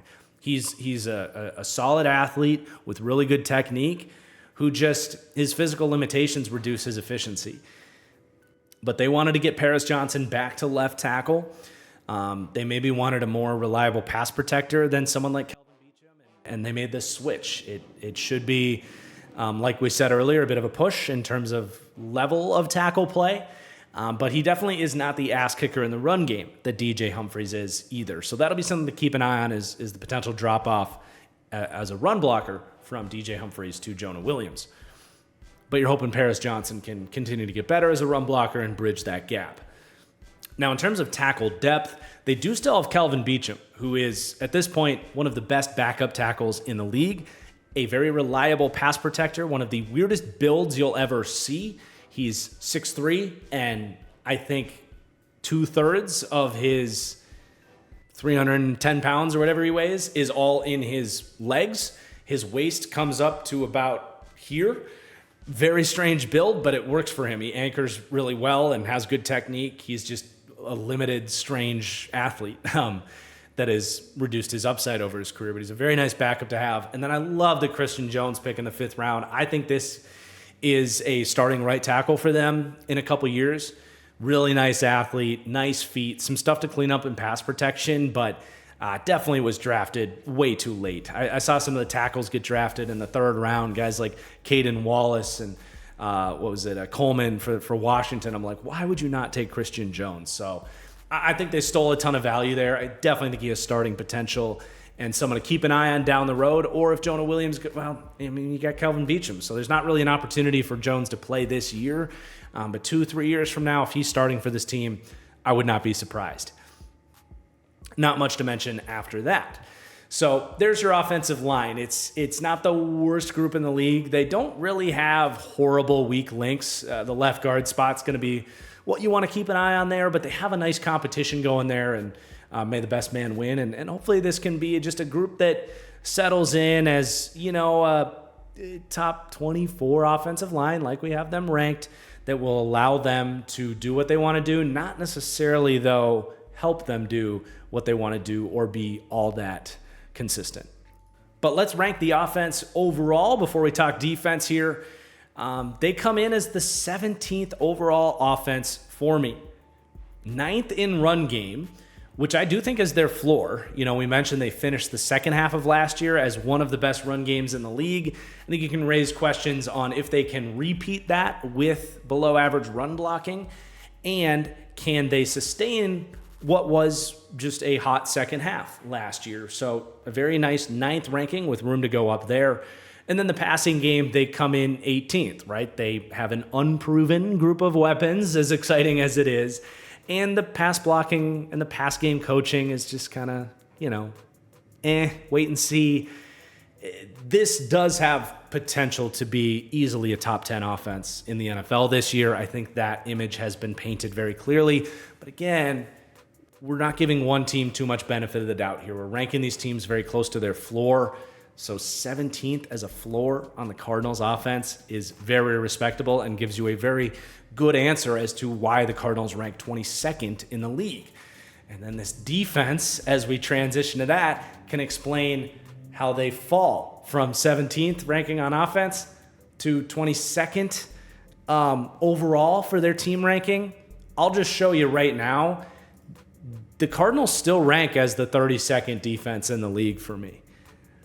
They have so much work to do on this side of the ball, but I will say their floor is much higher than it was last year. And the gap, because they ranked 32nd on defense last year as well, the gap from them to 31 is much tighter now than it was heading into last year. So they're going in the right direction, but they've got really just questions and a lack of talent on this side of the ball. But let's get into it and try to talk about where some of those star players might emerge. Starting with the defensive line, they rank for me as the 31st overall defensive line, tied for the worst ranking, 30th to 32nd, with a C- grade in pass rush being a huge concern for this football team. And then 24th to 27th in D-line run defense. Should be slightly improved there compared to where they were last year. But let's start on the edge. Their best player right now is, at least the best overall player is Zaven Collins for the edge room, who converted from linebacker to edge full-time last year. And you could see that he is a converted linebacker. He plays the run really well. He can stack, peek, shed, understands gaps really well, as any converted linebacker theoretically should. So you like that side of it for him. He also, we're not really putting coverage grades on edge rushers because it's typically really insignificant, but he might be a top 3 coverage dropper as an edge rusher, and you need to at least mention that for him. With Jonathan Gannon, who gets very creative with 3-4, stand-up edge formations. So occasionally he'll get into 3-4 base, but really 2-4 base with stand-up edge rushers. He will get creative with dropping edge rushers into coverage and taking away hot reads and taking away the flat and stuff. And Zaven Collins is really freaking good at that, man. He was always a really good zone dropper at middle linebacker, but he just doesn't have the best movement speed out in space. So really a natural coverage dropper off the edge. Definitely a weapon. Definitely something that this team weaponizes there. But, as a pass rusher, he showed his flashes, but you can tell he's a guy that hasn't really played edge before. He doesn't have too much of a repertoire. He doesn't have that much just get off and power. So it's like, does he have a lot of ways to win one-on-one as a rusher unless he lucks into a win on a, spin move or swim? Like, he's trying some stuff. He's figuring it out. I don't even really put the arrow up on him as a rusher. I think he is a serviceable edge player. If they can reach a point where he is their number 3 guy and he rotates and plays a lot of early down stuff and you can do some different blitz look stuff with him on third downs, that would be a great spot for him to land. And I think they're hoping that that's where he can land. But for me, it's like, just because he's a first-round pick or a former first-round pick, it's not like I see this crazy upside in Zaven Collins. I think he's a solid player, but I just don't think he has the traits to be this like dominant edge rusher. I just don't. And then it's like, who do you want to talk about next? All these guys have very different roles. I list B.J. Ojulari as the starter here, but it'll very much be a rotation with him and Dennis Gardeck in terms of snap counts. But B.J. Ojulari looked the part of a second-round pass rusher, a guy that doesn't have the best traits. That's really why he fell to the second round. He's a little undersized. He doesn't have the most explosiveness, but he's got a really nice tool belt. I loved that he just was able to beat you in so many ways coming out of LSU. He was someone that I thought definitely belonged in the top 40 picks or so, and he ended up going, 34th or something like that. So he kind of went in the right spot, but he did fall because of the lack of traits. And ultimately, that'll probably keep him short of being a number 1 for this team. But I do think he can reach the level of being this team's number 2. Get you 45 pressures, anywhere from 7 to 10 sacks within a season. And he tries really hard against the run. He just can only do so much because of his lack of size. But you did definitely see what we praised from him at LSU was he looks at pass rushing as an art form, and he has the full textbook of moves to break out at the right time. It's just a matter of knowing when to go to what move, the reaction time to get to your counter moves, that type of stuff. He's going to be a guy that wins mostly with finesse. He can bull rush you. It's in there, but he's not going to consistently win with power. He is definitely going to be a guy that if he's going to reach his upside as a good number 2 rusher, it's going to be becoming that, really technically sound finesse rusher. And then you have Dennis Gardeck, who at this point in time is this team's most efficient pass rusher. He's this undersized, undrafted guy, came out of a small school. Forgive me, I think he was Sioux Falls, but he wins, man. He had good metrics in terms of pass rush win rate. He was actually 18th out of 118 in just winning one-on-one reps in pass rush situations. He gets low to the earth. He's bendy. He's a tough guy to get your hands on. He's got power through a rip move. He's just able to get after the quarterback. Now, he's entirely undersized. He's a tough player to keep out there on early downs. That's kind of why I listed B.J. Ojulari as, even if Ojulari is not a great run defender, he's better than Gardeck. But they will absolutely bring him out there on pass rush downs, and he was really the main thing they had to get after the quarterback last year. He's the only guy in the green for pass rush. Ideally, he's your 3rd best pass rusher. He's their best. So that's how you end up ranking tied for worst in terms of pass rush. There's still more guys to talk about here. You've got Victor Demukajay, who I like. I think he had a good, surprising season last year. Got a lot of playing time because there was nobody here. He's a backup, but he's a good backup. He's high effort. He's got some power. There's stuff to like about him as a rotational piece. You have Cam Thomas, again, rotational piece. He's fine. He's just a limited player. They probably knew that when they took him in the middle of the draft, but he's had his moments both as a rusher and a run defender. He's a nice player to have around. And then I do actually, I think Xavier Thomas, I don't even think this is controversial. He's the most talented, physically talented pass rusher on this defense. He was the number one recruit in his class. He has had productive moments at Clemson. It's just been a wild ride in terms of COVID and durability and availability and all this stuff. He's a 6-year guy coming out of Clemson, but he was out there kind of as a part of rotation because Clemson was like, man, it's year 6. We got to let the young kids play. We can't give you this full starting workload. But when he played, he looked every bit the part of that guy that was once upon a time supposed to kind of come in and be this superstar, future top 10 pick. He's 6'2", 245. He's got a lightning quick first step. He's got bend. I want to see more power from him because I think it's in there, even if he's only 245 pounds. He's got adequate length. He can get under guys' shoulder pads, and he flashes power. You just want to see a little more of it. But he's got pass rush moves. He can, he threatens with speed and bend around the outside, but he can spin to the inside and swim to the inside as well, threaten that inside shoulder. There's a lot to like in him. I was really surprised he fell as far as he did. I thought he was a clear kind of late third round, take a gamble on this guy, but durability is going to be a big concern. I mean, even when he worked out at the combine, he hurt himself. So that's going to be a big question, but man, if he can stay healthy, he could be a legit piece for this team. So I like that draft pick. Then you got, Jesse Lakuta, Tyreek Smith, they're decent role players, but I just don't know if there's room for them. And then it's a really nice transition to get to Darius Robinson, their first round pick, who's going to play a little bit of both. And, we talked about, BJ Ojulari doesn't defend the run. Dennis Gardick doesn't really defend the run. Everybody else are just rotational players.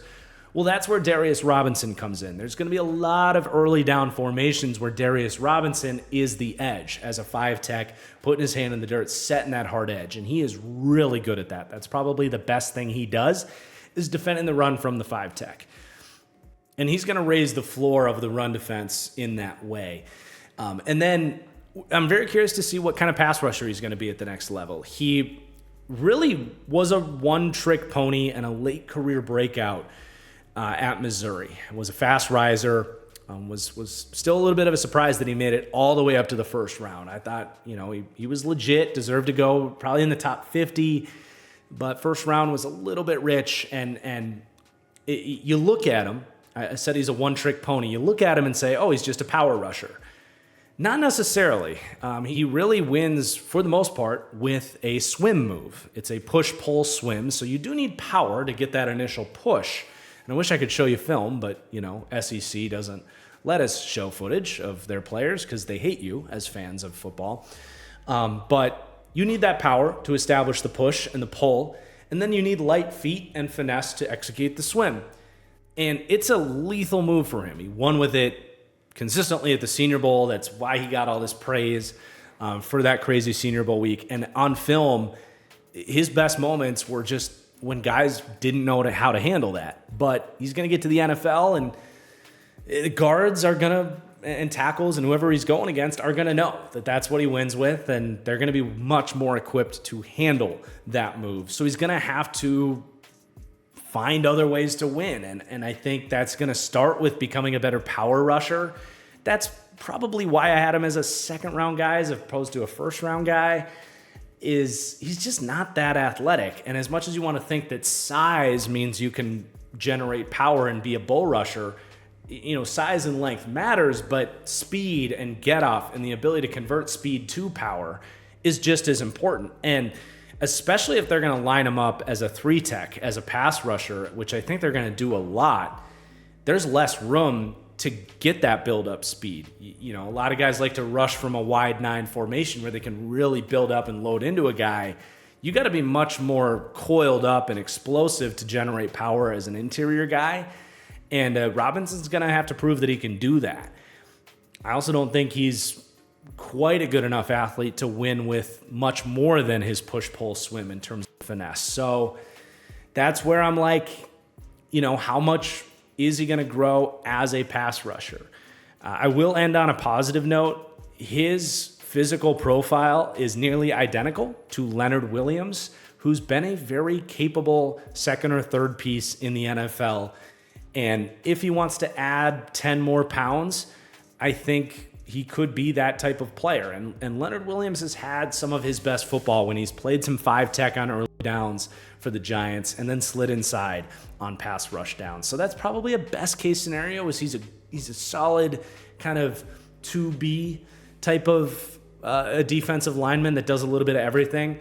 I understand why they wanted him. They want to stay versatile up front. They can move him all over the formation. He's tough. You know what you're getting in him. He's a high floor player. But is he going to return the upside of a first round player? I go back and forth on that one. I really do. But then we can really talk about the interior guys. And that's Justin Jones, Bilal Nichols. We mentioned it out the get-go. Like, they gave these guys a lot of money to raise the floor of this defensive line. But to be honest, neither guy are really worth spending that much time on. They're both just really kind of splash play, inconsistent defensive linemen. Justin Jones is an inconsistent, solid player. He gives up ground a lot against the run, but he will splash in the backfield. He'll even make some plays where he can hold his gap and shed a block and do some stuff in the run game. As a pass rusher, he's got some light feet. He tries some stuff. He'll get his pass rush wins, but nothing he does is overly consistent. And Bilal Nichols is a good athlete, less of a run defender than Justin Jones. That's why he got paid less, I think. Very similar as a pass rusher, though, where he's got some traits, has a variety of different ways he tries to win, and it's overall hit or miss. So these guys are better than what they were working with last year. That's good, but they gave them a lot of money to basically get, adequate starting play. You just wish you had something to get a little more excited about there. In terms of the depth, I like that they have a true nose tackle to go to here. Khyiris Tonga has actually played really well for the Vikings. I would even put him on breakout watch. If this team gave him a more consistent workload, I don't think he's shown in the NFL that he can't handle that. He just hasn't been asked to play a whole lot. But when he's been out there, he eats double teams, he gets off blocks, he even has a little bit of a bull rush. I like him. And was a sneaky good signing. I hope he can work out for them because they really need him. They don't have a space eater up front. And then you have Dante Stills.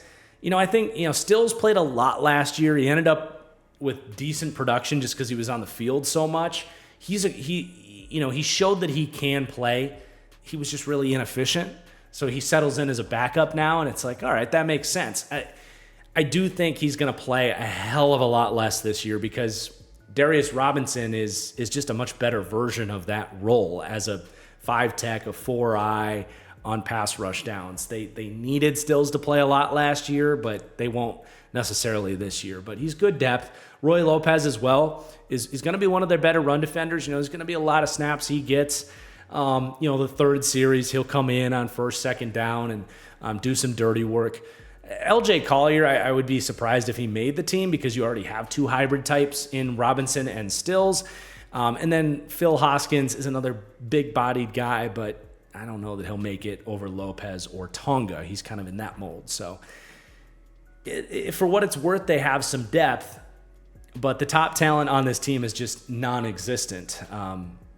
We color code good starters with green in this series. Nobody has an overall ranking in the green. All you have is Dennis Gardick as the one player in the green for pass rush, and Zaven Collins is the only one in the green for run defense. So obviously a group that has a long way to go, and I do wish they would have made an effort for a little bit more upside on the edge. I'm just going to be honest, and I don't even really have that much optimism to say there. The linebacking crew, this is going to be a fast conversation. You've got two capable veterans here. They're in that big cluster of 11th to 21st. There really is a big group in the middle of the league where their linebackers are just inconsequential in terms of coverage, and the Cardinals are right in that mix. Run defense is a little bit lower, ranking with a C grade, 26th to 30th. But you got Kaiser White, who's done it in this league. He's an undersized player. He's smart in coverage. He's not a bad run defender. He's just a little bit all over the place. He can miss tackles. He can struggle to get off blocks. He's just a solid player. They'll live with him as a starter when they're worried about a lot of other stuff this year. And then Chris Barnes, I think, really took this job last year. They were messing around with like Josh Woods and a rotation. Owen Papa was playing a little bit. By the end of the year, it was very clear, Chris Barnes is, one of the starters on this team. He's very balanced, very solid. Came into the league undrafted. Kind of the Zay Jones equivalent in the linebacker room, where he checks a lot of boxes. He's an okay run defender, okay size, okay athleticism, okay coverage feel, okay blitzer, but just nothing special in any regard.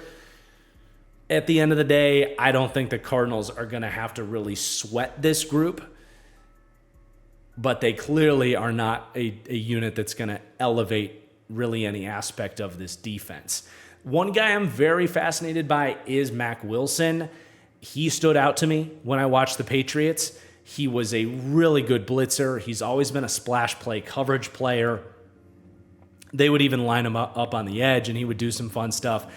Bill Belichick just moved this guy around and let him be a playmaker. I wonder if Jonathan Gannon has plans for him to do something like that.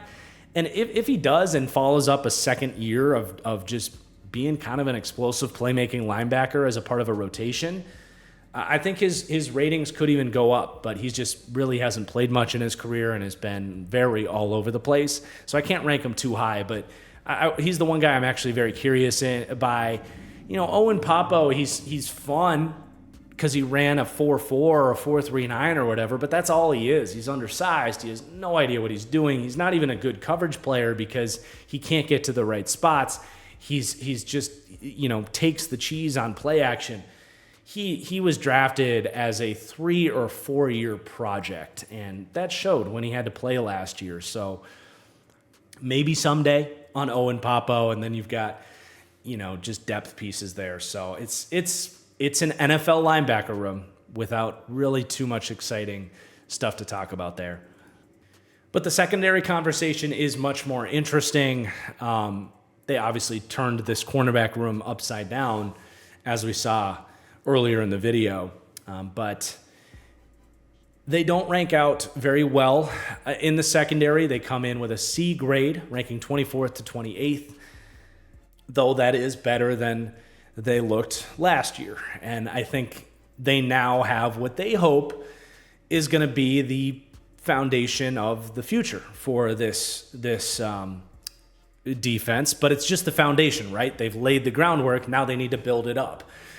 They did sign Sean Murphy-Bunting. He's not old. He still has talent. I think if the other guys, Garrett Williams and Max Melton, step up, Murphy-Bunting could actually settle in as a CB3 somewhere.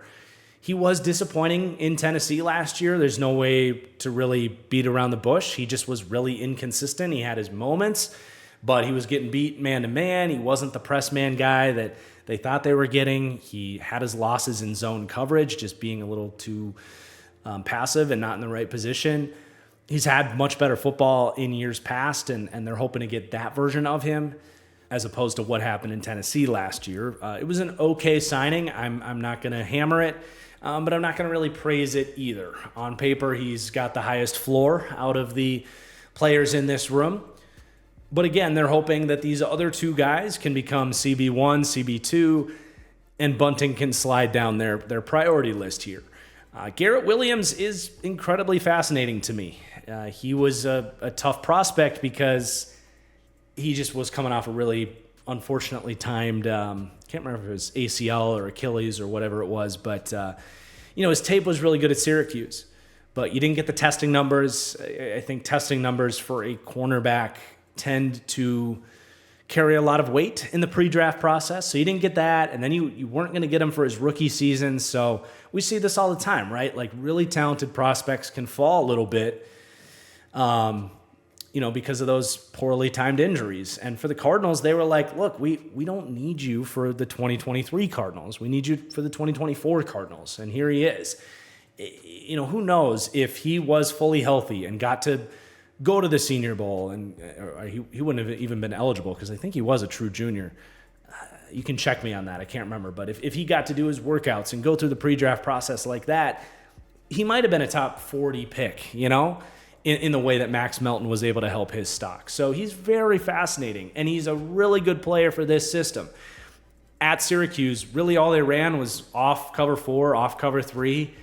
Jonathan Gannon wants to run those off-zone pattern matching concepts where you need these really fleet of foot, quick twitch, high instinct corners that can play those types of assignments, and he's good at that. So he looked good when he came out. He played the last, 5 weeks of the season, and for a rookie corner, if you were able to expand his season out to a 17-game season, you'd say he had a really promising rookie year, but it was just a few games. Very much an unproven player that you've got no reason to truly doubt him, but definitely someone that you can't rank too high and need to see more from. And then you got Max Melton, who went in the second round this year. Personally, it was a little rich. That's just my take. I like Max Melton. Love his brother Bo. I love his athleticism. I love his scrappiness. I love the idea of Max Melton. I didn't hate him. I had a 3rd to a 4th round grade on him. He goes in the middle of the 2nd. So he definitely has starting potential, but I'm just being honest. From his tape, this guy got a lot of hype. I personally didn't see it. I would love to be wrong and for him to emerge as this great 2nd round pick. But for me, his reaction time and coverage didn't match his physical capabilities. A lot of people project him to be a starting slot corner because he's undersized, and he just doesn't tackle. He can't get off blocks. He doesn't have the play strength. He tries, so I can't say he's a horrible run defender, but I personally, if he's going to be a slot corner, I want a guy with a little bit more physical oomph to function as a quasi linebacker at times. That's just maybe a personal preference, but especially in a system like this where they want to live in that 4-2 base, I think it matters. And zone feel, I feel like we mentioned it, but the instincts and the IQ just wasn't quite where I wanted it. So he's got the traits. He's going to get the opportunity being a 2nd round pick. He's already kind of listed as a starter here. So the arrow should be pointing up on him, and I hope that the mental side of things can really tick up. But I think a best case scenario for him is Isaiah Rodgers before the gambling suspension, where he's undersized, but he's really fast and can be a starting caliber piece of your secondary. I think that's probably about a best case scenario for him. I do think the lack of play strength is a concern on him to become a legit number 1, number 2 type of piece. But we'll see where it goes. They obviously like him. Honestly, I think Elijah Jones was right in the mix with Max Melton in terms of grading profile, and certainly in terms of upside. There's no way to argue that he's just, honestly, his tape was better, his traits are better, and he's a really fun pick. I think he's going to get a fair opportunity to compete here, really with any of these guys. I feel like Garrett Williams is pretty safe based on how he played last year. Max Melton has the advantage because of where they drafted the guy. But even Sean Murphy-Bunting, it was a cheap contract. I don't think he's necessarily locked in here. So Elijah Jones was interesting where he, the tape was good, the traits were good, his workout was great, but was kind of dismissed from the team, and there was some undisclosed off-field stuff that to this day I still have not gotten any answer as to what the hell was going on at Boston College when he was no longer playing for the team down the stretch. So there's something weird going on there, but a very talented player. And I was a little surprised to see him come off the board in the 3rd round, but they clearly believe in him. So that's definitely a player to keep an eye on. And then you got Star Thomas, to me, still has potential to be this team's starting slot corner down the road. Very physically strong guy. He's just a little undersized. His tape was very up and down in his rookie year, but he got on the field as an undrafted rookie. Kind of over time, I think they grew to like him more than Kytrell Clark, who they drafted. They ended up picking up Star Thomas from Detroit. I certainly had a higher grade on Star Thomas coming out. So he could get in the mix, but it's a tight room at this point. And then there's a hefty list of other names. They got Jaden Davis, who they did draft in the 7th round this year. And then there's 4 other guys like, Michael Ojemudia is still hanging around on this team. So they're throwing shit at the wall to see what sticks with this secondary. And, I'd be pretty surprised if the 3 starters from start to finish are the 3 guys we're listing on the graphic right now. I think one of these guys will struggle. I can't tell you which guy is going to struggle necessarily, but they'll go to an Elijah Jones or a Star Thomas or a Jaden Davis. Someone will probably get an opportunity the second someone starts to really struggle. So it's very much to be determined. But then as you look at the safety group, you can basically see how you have a really good safety duo and a really questionable cornerback room, cornerback being more important than safety. That's how they come in with a C grade, ranking 24th to 28th. But it's a really good safety duo. I mean, Budda Baker's awesome. Even if I think at times he can get a little bit overrated, I just say a little bit overrated, I don't look at him as this dynamic elite coverage player. I think he's really good in coverage. He's got the speed and in general is pretty good from quarters, picking up whether it's, a deep post or a crossing route coming the other way. He can buzz down and make some plays, but the ball production, the interceptions when doing that stuff, it just hasn't been there. And in an individual season, interceptions can get overrated, but when this is a theme on your entire, 8-year career at this point, he went all last year, not just without an interception. He didn't have a pass breakup last year. Now, a lot of that is because he is in good position and he's not getting targeted all that often. That's why he still grades out really well as a stud safety in coverage. But if you want to be respected as a top 5 safety and an elite safety, which some Cardinals fans and Budda Baker apologists sometimes demand in the Twitter debates that Budda Baker's top 5. I think he's more top 10-ish. Very good player, but you just wish you maybe got a little bit more impact from him on the back end, but it's splitting hairs. What is really elite for Budda Baker, or close to elite, is the run support. This was a big factor for this team because if you're going to play quarters all day and play off and invite the run, Budda Baker is probably the best safety from a run defense standpoint from a cover 4 assignment, where he will trigger his pursuit speed and his just his trigger and play recognition to see the run, go, take the right angle, and finish the tackle. It's as good as anybody. And they really wanted to keep him around while he was unhappy for that reason. So that just might be where he brings the most value to this team, is making those plays underneath, whether that's the run or the screen game or whatever it might be. And then Jalen Thompson, I mean, he's physically speaking very similar. Both guys are about 5'11", 195, give or take a little bit. And he's totally modeled his game after Budda. I mean, this is, he's just a spitting image of Budda. He's just not quite as good, not quite as proven as Budda. But if you're talking about a split safety defense where you want to be able to disguise coverages and have these guys rotate up and down, and it doesn't matter who's your free safety, who's your strong safety, or you want 2 guys that are running quarters or cover 2 or whatever it is, you just want 2 peas in a pod back there. This is the perfect duo. So you can really take everything I said about Budda Baker and apply it to Jalen Thompson and then just turn the dial down 10%.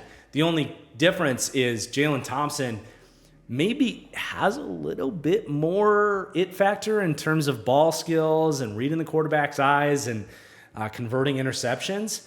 So it's nice to have some of that on the back end. But yeah, it's a really fun safety duo, man. These guys do a lot of heavy lifting for this secondary.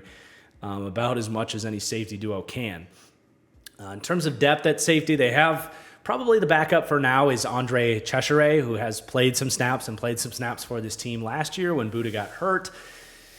Was okay, but they're hoping Dadrion Taylor Demerson can be a dude back there. Very similar profile to Buda Baker and Jalen Thompson. I think my high-end pro comp on Demerson actually was Jalen Thompson. So there you go. Pretty on the nail there. Just very inconsistent. Needs to learn the position better, but he's in a really good spot where he can sit and learn from these guys. And whether they move on from Buda someday or they move on from Jalen Thompson someday, they might have their replacement there.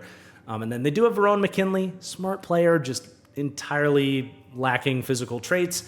So it's tough for him, but someone to keep an eye on, I suppose, in the event of injury.